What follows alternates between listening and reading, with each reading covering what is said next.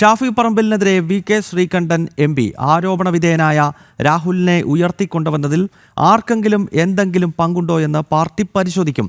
ജനങ്ങളുടെ മുന്നിൽ സുതാര്യമായിട്ടായിരിക്കും പരിശോധന. ഇതിൽ നടപടിയെടുക്കാൻ കെൽപ്പുള്ളവരാണ് കോൺഗ്രസിന്റെ നേതൃത്വമെന്നും വി.കെ. ശ്രീകണ്ഠൻ പ്രതികരിച്ചു.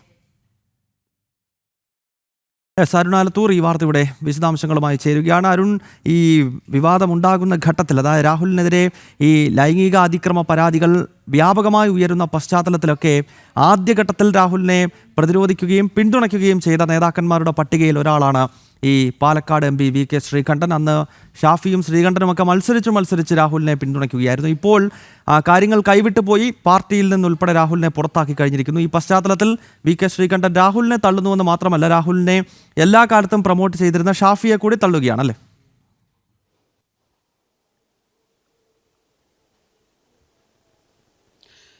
തീർച്ചയായിട്ടും ഈ രാഹുലുമായി ബന്ധപ്പെട്ട് ഷാഫി പറമ്പിലിന് നേരത്തെ തന്നെ പരാതി ലഭിച്ചിരുന്നുവല്ലോ എന്നുള്ള ഒരു ചോദ്യത്തിനാണ് വി.കെ. ശ്രീകണ്ഠൻ ഷാഫി പറമ്പിലിനെതിരെ ഇപ്പോൾ രംഗത്തെത്തിയിരിക്കുന്നത്. അദ്ദേഹം പറഞ്ഞത്, ആരോപണ വിധേയനായ രാഹുലിനെ ഉയർത്തിക്കൊണ്ടുവന്നതിൽ ആർക്കെങ്കിലും എന്തെങ്കിലും പങ്കുണ്ടോ, അതല്ലെങ്കിൽ വീഴ്ചയുണ്ടോ എന്നുള്ള കാര്യങ്ങളൊക്കെ പാർട്ടി പരിശോധിക്കുമെന്നുള്ളതാണ്. ജനങ്ങളുടെ മുന്നിൽ സുതാര്യമായിട്ടായിരിക്കും ഈ പരിശോധന നടത്തുക.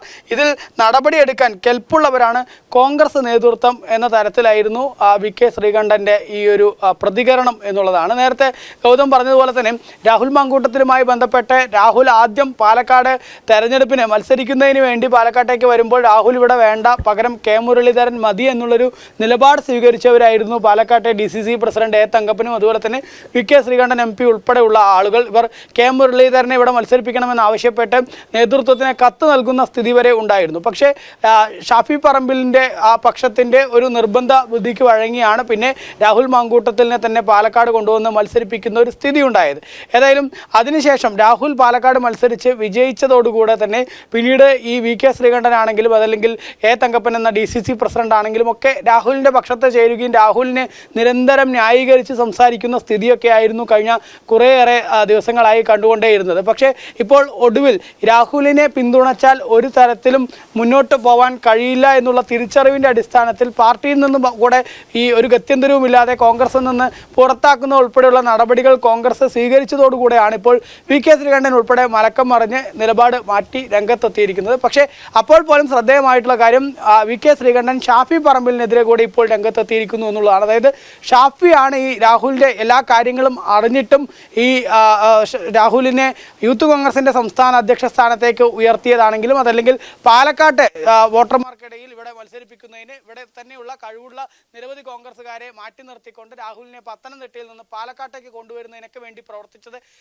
ഷാഫിയാണ് എന്ന് പാർട്ടിയിൽ നിന്ന് തന്നെയുള്ള ഒരു വനിത കഴിഞ്ഞ ദിവസം അവരുടെ നവമാധ്യമങ്ങളിലൂടെ ആദ്യം പറഞ്ഞു. പിന്നീട് അത്തരം കാര്യങ്ങൾ ഉണ്ടെങ്കിൽ പരിശോധിക്കും. ആരെങ്കിലും അങ്ങനെയൊക്കെ ചെയ്തിട്ടുണ്ടെങ്കിൽ അതിന് പാർട്ടി പരിശോധിച്ച് നടപടി സ്വീകരിക്കും എന്നുള്ള തരത്തിലാണ് വി.കെ. ശ്രീകണ്ഠൻ ഏതായാലും ഈ വിഷയത്തിൽ പ്രതികരിച്ചിരിക്കുന്നതിലും ഷാഫി പറമ്പിലിനെ സംബന്ധിച്ചിടത്തോളം ഷാഫിയെ പാലക്കാട്ടെ വലിയൊരു വിഭാഗം കോൺഗ്രസ്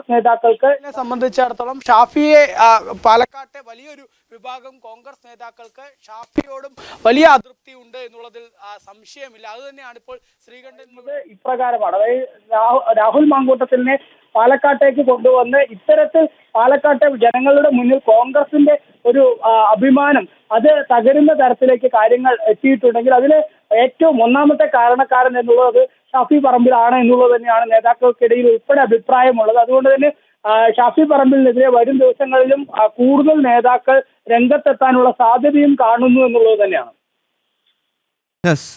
ഓക്കെ.